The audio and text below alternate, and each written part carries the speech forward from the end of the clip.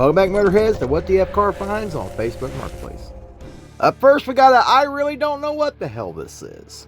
Now, it's definitely custom, but it looks like it was built either off of a Blazer or an S10. Never seen one. Poster didn't have any information or price. Definitely a WTF. Now, have you guys seen any of these before? I'm thinking this might be a kit car of some kind. If you guys know exactly what it is, leave it down in the comments. It's kind of interesting and kind of not at the same time.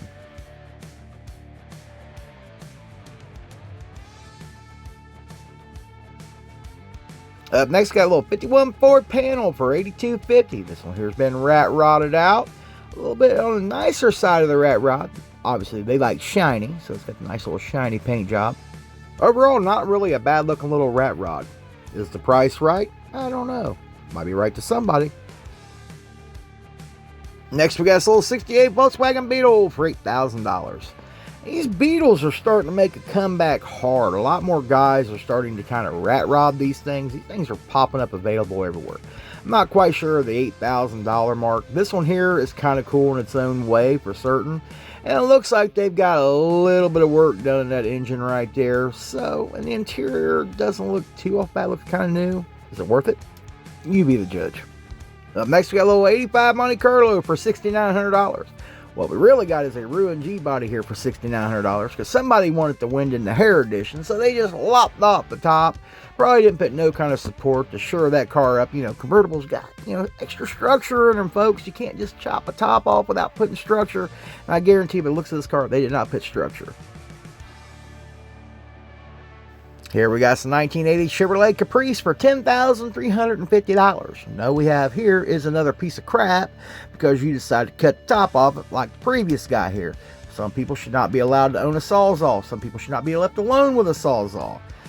Unfortunately, this car's been ruined. It damn sure ain't worth $10,350. This car is done, toast, finished. Up next, we got this little 19 Ford Thunderbird for $6,000. No, we have a Thunderbird with an identity crisis. I remember when this body kit came out back in the day.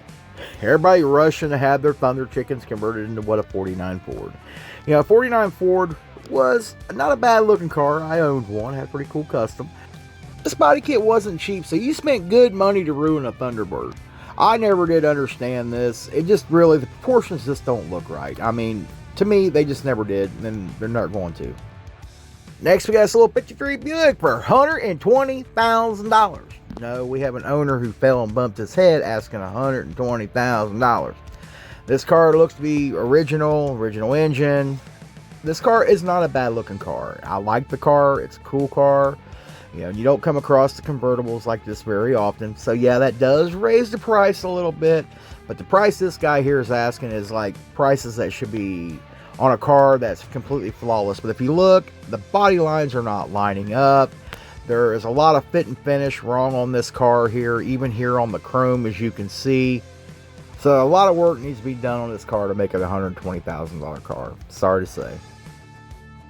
Here we got this little 83 Chevrolet S10, regular cab long bed, extra long, for $13,000. Back in the day, 80s and 90s, mini trucking was hot. Everybody rushed out to customize their little S10s, and you ended up with stuff like this. Now, these things are kind of cool. This one here actually has a 400 in it, so this one here is actually very interesting. So you definitely got enough power to haul that extra long bed. But, these trucks were kind of useless to do anything else with, other than drive around, look cool, or have today's generation asking you, why is that so long?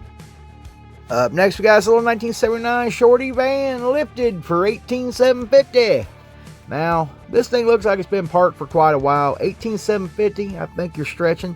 I've seen some pretty nice custom vans, not nowhere near that kind of price, that are ready to rock and roll. This one here definitely needs restored and probably needs quite a bit of work back on the road, so definitely not no $18,750. No. Next, we got a little 85 Chevrolet GE30 for $3,500. We got what's left of one. There's a lot of things going on here that just leave you with more questions than anything. I don't quite sure know what they were going for with this one here. This thing has a sleeper compartment in it. I believe this probably used to be a camper at one time, judging from the dual axle. But what do you guys think?